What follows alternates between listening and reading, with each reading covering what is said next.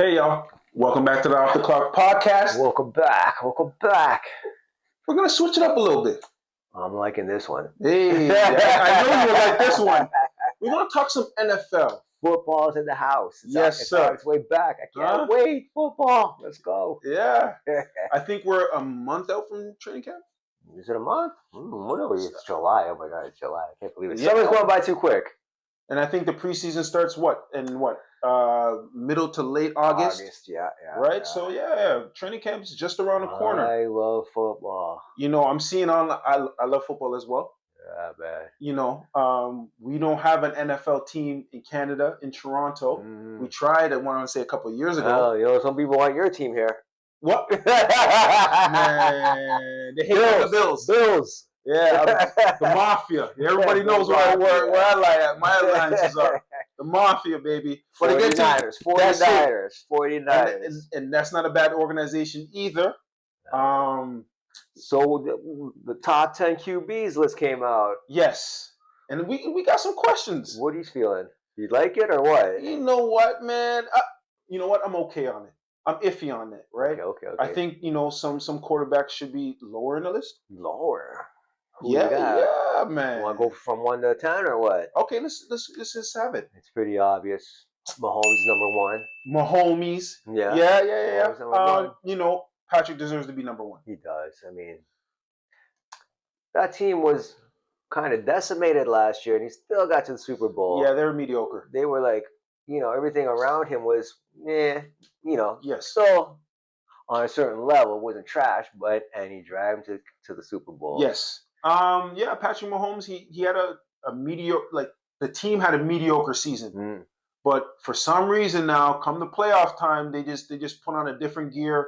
I think him, the coach Reed, and Kelsey, I think those 3 guys, they have a special connection. Absolutely. Especially on the offensive end. And you know what? Kansas City's defense has been actually pretty decent the last few seasons. Good. Yeah. There was like a kind of rebuild mode year for them last year, and without really slipping. So, I mean, when you have Patrick Mahomes, and you have the best player in the NFL, I guess. Well, QB for sure, because you can argue anything with defense and all that kind of stuff too. But yeah, he's the best quarterback for sure by far. Yeah, so you got to give him the number 1 slot. That's it. At number 2 now is my guy, our guy, you know. His guy. Yes. Josh Allen of the Buffalo Bills. I like Josh a lot. I like Josh a lot. Man. I root for the guy. You know what, man? Josh he's been a savior for the Bills. Let's call it what it is, right? And just Josh Allen being there now, he's attracted so many other free agents that wouldn't even wouldn't even dream about coming to Buffalo. You think that happened to play to Buffalo? 100%. Really? I think yes. Come on. Why do you think we gave Josh the extension this season? We didn't even have to extend it. No, what I mean is, you think players 100% don't want to go to Buffalo? Yes, players before Josh got to town, who was a big free agent that we were getting? Nobody. You can't even name them. Before him. Oh, geez, I can hardly remember yesterday. I'm just saying. You know, come on now. Like, you know, we haven't had a marquee quarterback since Jim Kelly. Well, I'm not a Bills guy, so I'd have to do some research on it. Do some research on it, but I'm just saying I just didn't think that Buffalo was a team that guys didn't want to go to. I think for them it's NFL. Yeah, for sure, 100%. And it's not a sexy coast team. Yeah, I get that. Right? Sure. It's not, you know, Jerry's World down in Dallas. Like, but I don't think anywhere anybody says, "Oh, the Buffalo organization is trash." Don't go. No, nothing like that. You know, like. But again, too, when it comes to location, all kind of stuff, they, you know, players prefer, you know, the glamour spots. Yeah. Right. So I think the Josh Allen effect. We got Von Miller. Okay. Because of the Josh Allen effect. What's his damn name? The receiver. Oh, Stephon Diggs.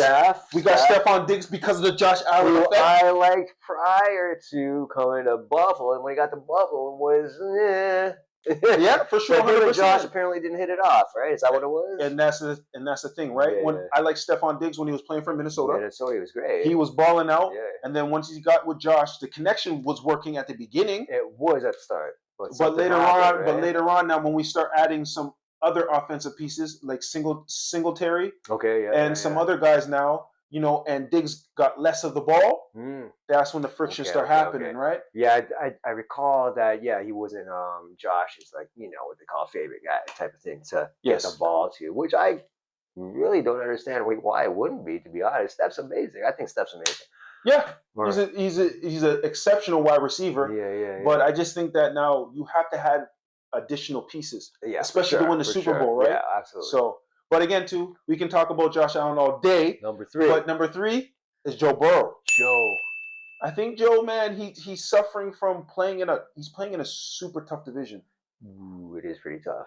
Yeah, come on. You're going up against the Steelers and you're going up against Baltimore Ravens. Yeah, he got the Super Bowl, so he's proven himself. Yes, right? he's proven himself, and he has He has 2 big time receivers. Well, one of the best. Chase and Higgins. Higgins. Oh my God. Wow.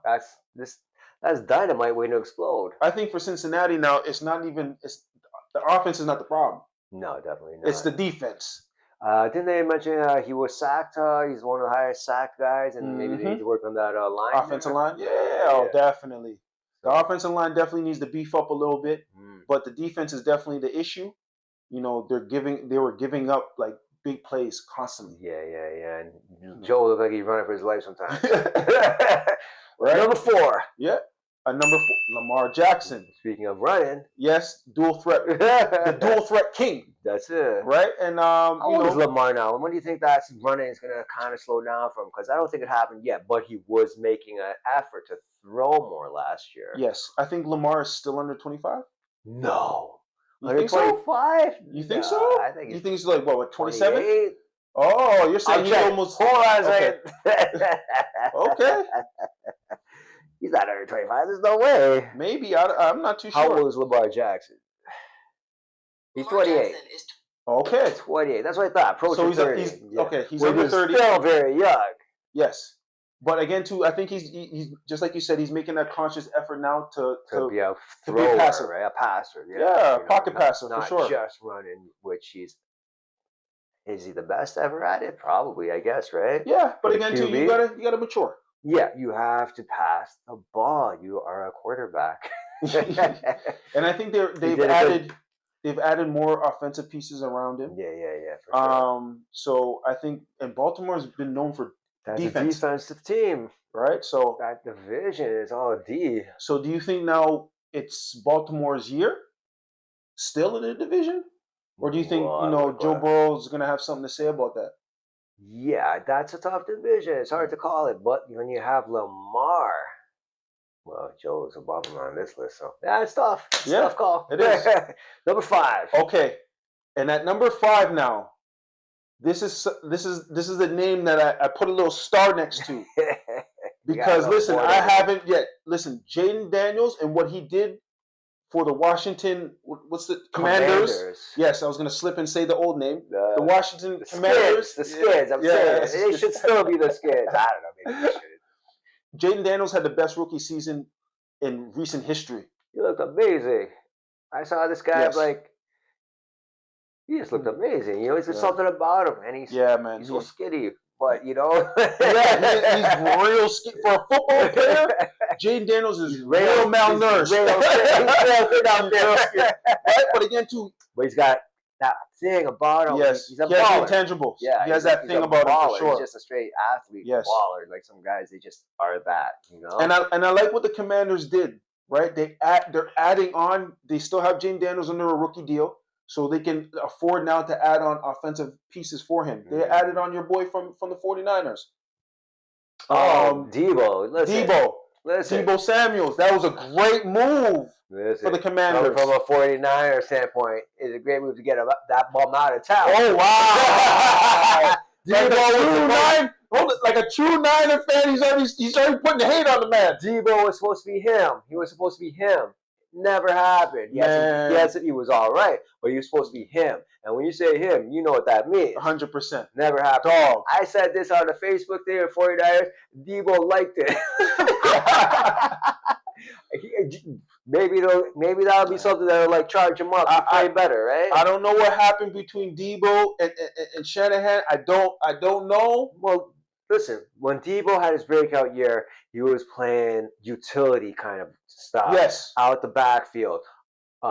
Receiver You had him out wide. Yep. You had him up the middle and everything. He didn't want to do all that stuff. That's what he was. That big thing was going on with his contract. So they said, okay, they brought in McCaffrey, right? Yeah, and I think once you brought in McCaffrey, Debo looked at it as disrespect. Like, yo, I'm here, man. But you said you didn't want to do this stuff. He said he didn't want to. Oh, you wanted to be him, but you couldn't be him. Get your ass to Commanders. One of you guys for tuning into the Off the Clock podcast. But you know what? Hit the subscribe button, like, and share the content with your peoples. You know? Pound that button. Hit the like. Hey. Number 6. I was like, Matthew Stafford. How old is Matthew Stafford? Is he 40 now? What? Listen, man. 38 for sure. A big pressure has been taken off Matthew Stafford's shoulders since coming to LA and winning a championship. Yeah, for sure. For Matthew Stafford, it's well deserved, man. He put in a lot of years playing for those Detroit Lions. Yeah, thing. Calvin Johnson. Man, are you kidding me? That's one piece. That's one player. I'm just saying, though, like, no, you didn't have a top 5 receiver all time. He did, for sure. But again, too, the Lions, their defense was terrible. I get it. I'm just saying, like, no one can tell me that. Well, he didn't have nobody and all that kind of business. You had Calvin Johnson. Fair enough. You guys made some shit happen. But, again, like you said, you got the monkey off his back. That's it. LA. Good for him. Yeah. Number 7? No. Justin Herbert. Justin Herbert. Man, he's, as I told you from before, he's giving me Philip Rivers vibes. Right. He's a good quarterback. He's going to put up numbers every year, but he's not going to. Is it either intangibles for you? Is that what it is? Yeah, and he's had pieces. They've given him some offensive pieces. I think the defense has not come through for Justin Herbert. Okay. That's my personal opinion, but I want Justin to either. I think Justin maybe has 1 or maybe 2 seasons in San Diego, and then he might look for greener pastures. You know, sometimes it is all about the situation you're in, right? You know, the fit. So I got nothing with Justin Herbert. He is, like you said, he's a Phillip Rivers kind of guy who I did like. I did respect Phillip Rivers. And, I think Justin still has to reach that respect level for me. So, number 8. Jared Goff. Jared Goff. Man, he made some mistakes last year in that final game. But other than that, he's solid. He's a solid player for sure. Like, you think he's a number 8 guy or what? I don't even think he's a top 10 guy. To be honest with you. Really? Yeah, he played okay for the Lions, right? But I think the Lions is more built on defense. In my personal opinion, I think the Lions are more built on defense, and Jared Goff just doesn't have to make mistakes, man. Made a couple of big ones. Of course. Well, he was forcing a couple too. I think maybe that line needs to be built up a bit more for him too. That old line. I agree. I like Jared. I would not like him, but be number 8 though, top 10, maybe not 8, because the guy next, number 9, should definitely be ahead of him. This is what I'm saying. Jalen Hurts at number 9. The champ at 9. Disrespect. And you know they're arguing about it. Well, the guys, all the media guys on TV and so forth, are arguing that because his yardage is the lowest of the top 10, I believe, the lowest of the top 10. And he's got, I think they said 16 rushing touchdowns, where 11 were for the 1 yard line. But, the fact remains, he's the champ. That's it. Bottom line. And I think that Jalen Hurts now, he's still a dual threat quarterback, and he's not necessarily a pocket passer. They're still, holding that against him a little bit. He does. He has an arm. But at the end of the day, he's a proven winner. That's it. Right? And I think he just doesn't. He doesn't have the sexy points. I think the other part of it is that defense was ridiculous. Yes. So maybe that's where they're taking a few points off. Yes. And having Saquon Barkley in the backfield. And Saquon, who was looking like an MVP, right? I'm just saying, he could have broke the rushing record and decided, you know what? I think he should have did it and won the Super Bowl at the same time. It doesn't matter because of the extra game. It could be over the very next time you step on a field. Yes. Just do it. You know what I mean? Like, break the record and win the Super Bowl. And who cares? And people want to say, who cares? He had an extra game. Whatever. That's just the way it is. Yeah, I agree. Number 10. Baker Mayfield. Baker. I love a good comeback story. He's got the comeback thing on him, but I think he got over it last year. You think so? Yeah, like he took over the reins for Tom Brady. Tampa Bay. Tampa, right? He stepped in and played well. Yes, he did. He's played. I like Baker. I always did, and I think he was a guy who was in the wrong fit and bouncing around a little bit. Yeah. Where did he start again? He was drafted by the Cleveland Browns. That's right. And this is what that's why I say I think Cleveland Browns organization is cursed when it comes to quarterbacks. Mm-hmm. Like I hope not just be quarterbacks. Deshaun Watson. I'm just hoping that Shador can change that around. But hey, that's another discussion for another day. But Baker Mayfield, on the other hand, he just had that moxie coming out of Oklahoma. I liked it. I like Baker. I think he can play. He's a gunslinging tough guy. Sir. A gunslinging tough guy. He's going to get into the barroom brawls too. That's it. Come on, yes, 100%. There was one clip I seen of Baker Mayfield now when he was in college, Oklahoma now, and the day before the game, the man was walking in another school's campus. Just that moxie. That's it. You ain't gonna stop me. There's nothing anybody can do. So what's up? Yeah. I like Baker. Yeah, man. Baker got those cojones, right? So I appreciate Baker. I like what he brings to the table, and just like you said, it's about fit, man. Baker is a lot of it is about fit. He's at that position where, let's say, this year he goes out and he balls. Let's say they don't make playoffs. That's a big hit for sure. Yes. But let's say he makes playoffs. They go deep. Then it's going to be a different story for him. Like, you know what I mean? Obviously, that goes for pretty much anybody. But with Baker, it is that redemption kind of thing, which I did think he got over. So, Baker he's an interesting story. One of you guys for tuning into the Off the Clock podcast. But you know what? Hit the subscribe button, like, and share the content with your peoples. Pound that button. Hit the like. Yes.